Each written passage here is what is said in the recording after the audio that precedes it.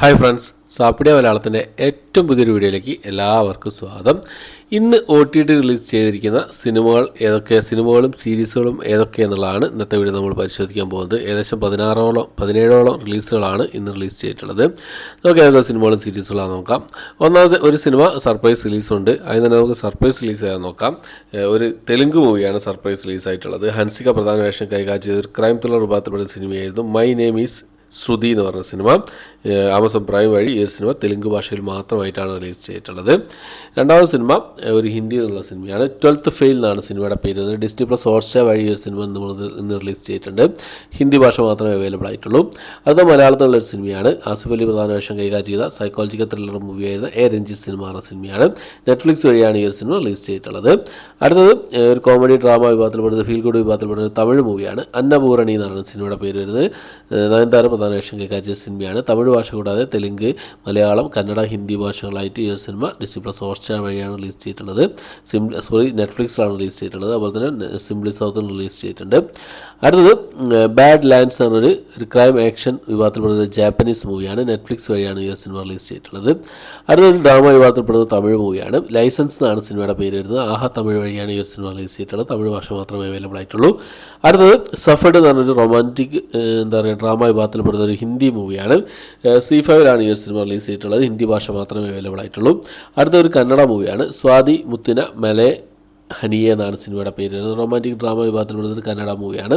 Amazon പ്രൈമിൽ ഈ ഒരു സിനിമയുടെ കന്നഡ ഭാഷ മാത്രമേ അവൈലബിൾ ആയിട്ടുള്ളൂ. അടുത്തൊരു ഹിന്ദി മൂവിയാണ്. ഡ്രാമ വിഭാഗത്തിൽപ്പെടുന്ന ഒരു ഹിന്ദി മൂവിയാണ്. 3 of Us എന്നാണ് സിനിമയുടെ പേര് വരുന്നത്. നെറ്റ്ഫ്ലിക്സിൽ ഈ ഒരു സിനിമ ഹിന്ദി ഭാഷയിൽ മാത്രമായിട്ടാണ് റിലീസ് ചെയ്തിട്ടുള്ളത്. അടുത്തൊരു ഡ്രാമ വിഭാഗത്തിൽപ്പെടുന്ന ഒരു ഹിന്ദി സിനിമയാണ്. ശാസ്ത്രി വിരുദ്ധ ശാസ്ത്രി എന്നാണ് സിനിമയുടെ പേര്. നെറ്റ്ഫ്ലിക്സ് വഴി ഈ ഒരു സിനിമ ഹിന്ദി ഭാഷയിൽ മാത്രമായിട്ടാണ് റിലീസ് ചെയ്തിട്ടുള്ളത്. അടുത്ത ഒരു ഡ്രാമ വിഭാഗത്തിൽപ്പെടുന്ന ഒരു ഹിന്ദി മൂവിയാണ്. വൺസ് അപ്പോൺ ടു ടൈംസ് ആണ് സിനിമയുടെ പേര്. C5 വഴിയാണ് ഈ സിനിമ റിലീസ് ചെയ്തിട്ടുള്ളത്. ഹിന്ദി ഭാഷ മാത്രമേ അവൈലബിൾ ആയിട്ടുള്ളൂ. അടുത്തത് റൊമാൻറ്റിക് ഡ്രാമ വിഭാഗത്തിൽപ്പെടുന്ന ഒരു ഹിന്ദി മൂവിയാണ്. ഡോണോ എന്നാണ് സിനിമയുടെ പേര് വരുന്നത്.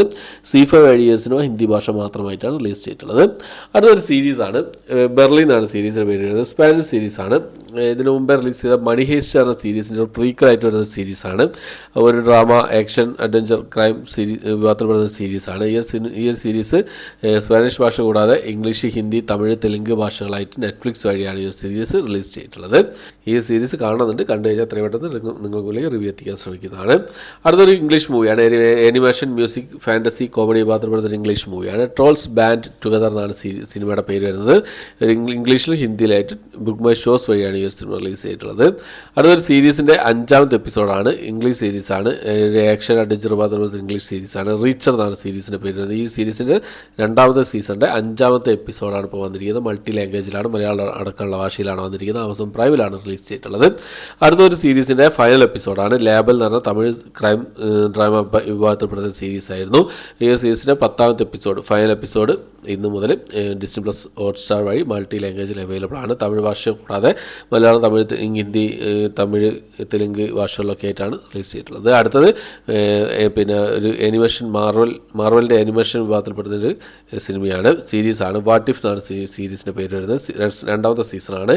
8ാമത്തെ എപ്പിസോഡ് ഇംഗ്ലീഷ് ഭാഷയിൽ മാത്രമായിട്ട് ഡിസ്നി പ്ലസ് ഹോട്ട്സ്റ്റാർ വഴി സീരീസ് റിലീസ് ചെയ്തിട്ടുണ്ട്. അപ്പോൾ ഇത്രയും അപ്ഡേറ്റുകളാണ്. പിന്നെ ഞാൻ പറഞ്ഞല്ലോ, സർപ്രൈസ് റിലീസിൻ്റെ കാര്യം പറഞ്ഞു. മൈ നെയിം ഈസ് ശ്രുതി എന്ന് പറഞ്ഞ സിനിമ. അപ്പോൾ ഇത്രയും സിനിമകളും സീരീസുകളാണ് ഇന്ന് റിലീസ് ചെയ്തിട്ടുള്ളത്. ഇന്ന് ഒരുപാട് സിനിമകൾ ഹിന്ദിയിൽ നിന്നാണ് തോന്നുന്നു ഒരുപാട് സിനിമകൾ റിലീസ് ചെയ്തു. ഇത് മലയാളത്തിലുള്ള സിനിമകളും കാര്യങ്ങളൊന്നും പിന്നെ അടുത്തടുത്ത ദിവസങ്ങളിലൊക്കെ ഏതെങ്കിലും അപ്ഡേറ്റുകൾ വരുന്നത് എന്താ വെച്ചാൽ ന്യൂ ഇയർ സ്പെഷ്യലൊക്കെ ആയിട്ട് ഏതെങ്കിലും സിനിമകൾ വരുമെന്ന് പ്രതീക്ഷിക്കാം. പിന്നെ പാർക്കിംഗ് എന്ന് പറഞ്ഞ സിനിമ, ഡ്രാമ ത്രില്ലർ വിഭാഗത്തിൽപ്പെടുന്ന സിനിമ, തമിഴ് ഭാഷ കൂടാതെ തെലുങ്ക്, മലയാളം, കന്നഡ ഭാഷകളായി ഡിസ്നി പ്ലസ് ഹോട്ട്സ്റ്റാർ വഴി ഇന്ന് രാത്രി 12 ശേഷം റിലീസ് ചെയ്യുന്നതാണ്. ഓക്കെ, അപ്പോൾ ഇത്രയും അപ്ഡേറ്റുകളാണ്.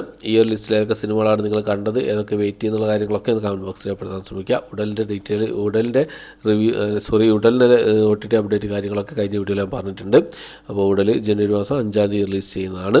ഓക്കെ, അപ്പോൾ ഇത്രയാണ് ഇന്നത്തെ വീഡിയോ. എൻ്റെ വീഡിയോ ഇഷ്ടപ്പെട്ടെങ്കിൽ ലൈക്ക് ചെയ്യാൻ, ഷെയർ ചെയ്യാൻ, സബ്സ്ക്രൈബ് ചെയ്യാൻ മറക്കാതിരിക്കുക. പുതിയൊരു വീഡിയോ ആയിട്ട് വരുന്നതായിരിക്കും. ബൈ.